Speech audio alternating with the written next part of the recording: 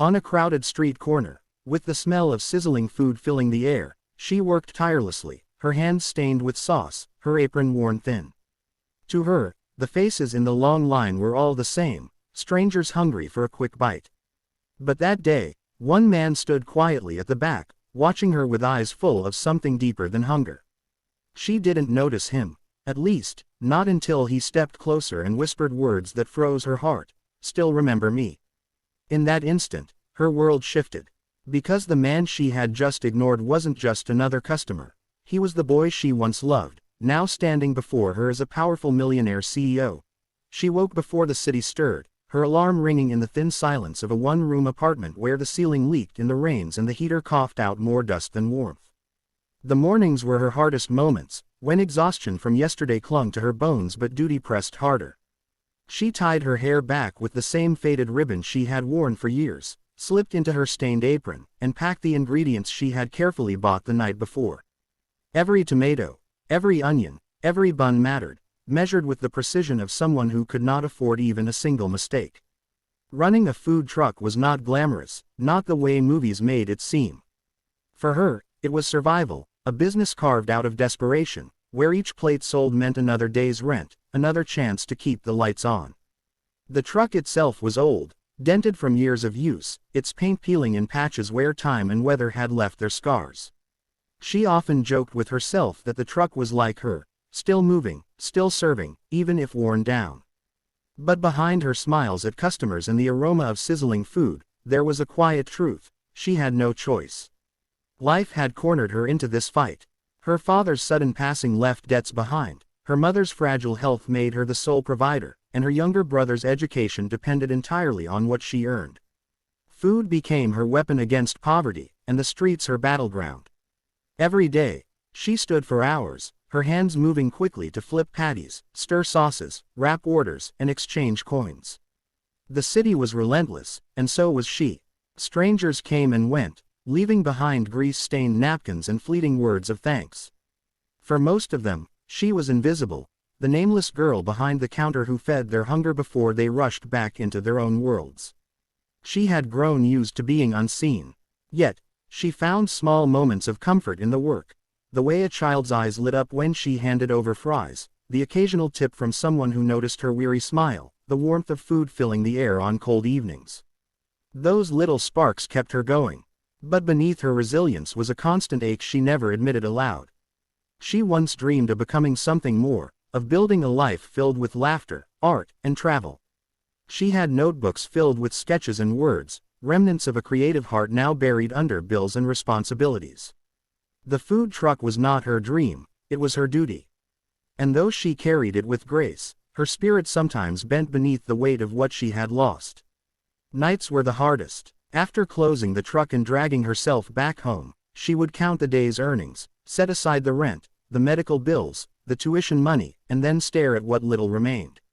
More often than not, there was nothing left for herself. She skipped meals without complaint, convincing her brother that she had already eaten. She smiled for her mother, even when her body trembled with fatigue. The city was not kind to the weak, and she had learned to fight quietly, without asking for help. Every rejection from the bank for a loan, every landlord's warning about overdue rent, every sneer from wealthier, the words slipped out of his mouth so softly that at first she thought she had imagined them. The noise of the busy street, the clatter of pans, the calls of other customers blurred together, but those three words cut through the chaos and settled deep inside her chest. "Still remember me." For a moment, she froze, her hand gripping the edge of the counter, her eyes darting to the man standing before her. He looked so calm, so assured, with the kind of confidence that came from a life lived far away from the struggles of a food truck on a hot afternoon. His suit was tailored, his shoes spotless, and his watch, gleaming beneath the sunlight, probably cost more than she made in a year. To everyone else in line, he was just another customer, another wealthy man with money to burn. But to her, his voice carried a memory that had been buried for years. Her heart beat faster, though her mind scrambled to make sense of it. Could it really be him? The boy she once knew, the one who had been her secret anchor during the hardest days of her teenage years. She remembered a boy with messy hair, a laugh that carried warmth, and dreams bigger than the small town they had both grown up in. A boy who once promised her that no matter where life took them, he would never forget her. That was a lifetime ago, a promise lost when circumstances had pulled them apart. And now, standing here, the millionaire CEO in an expensive suit, was that really him? She blinked, trying to focus, her fingers fumbling as she handed the next customer their change. Her chest tightened as the memories came rushing back, uninvited and overwhelming. She remembered afternoons spent sitting by the riverbank, where they'd talk about escaping to someplace better. She remembered the way he would encourage her when her world at home felt like it was falling apart, how he'd tell her that she was stronger than she believed. She remembered the night before he left town, when neither of them had the courage to say the words that mattered most. Back then, they were just two kids standing at the edge of dreams, too young to realize how easily those dreams could scatter. Now here he was, standing at her food truck like a ghost from a forgotten past, except he wasn't a ghost at all. He was real, breathing, and so much more than the boy she remembered. His presence radiated authority, his aura impossible to ignore. People in line glanced at him with curiosity, sensing he was someone important, though no one could guess the history tangled between them. For her, the moment was a collision of past and present, a reminder of what she once had and what she lost. "Still remember me?" His voice was patient, almost teasing, but underneath it was something raw, something vulnerable that reminded her of the boy she once knew. She wanted to respond, to say his name aloud, to let him know she had never truly forgotten. But the words caught in her throat. What could she say? That she remembered every little detail, even the ones she tried to bury. That there were nights when she would stare at the stars and wonder if he was looking at them too. That she sometimes wished life had been kinder, that maybe if things had gone differently, she wouldn't be here in a food truck while he stood before her with the world at his feet. Instead, she turned back to the grill, pretending to focus on the sizzling food. Her hands shook slightly, and she prayed he didn't notice. But he did. His eyes never left her. To him, the food, the noise, the line of impatient customers, none of it mattered. All that mattered was her. He waited quietly, giving her space, as though he knew she needed time to process the storm. Inside her heart, finally, when the last order had been handed out and the line thinned, he stepped closer.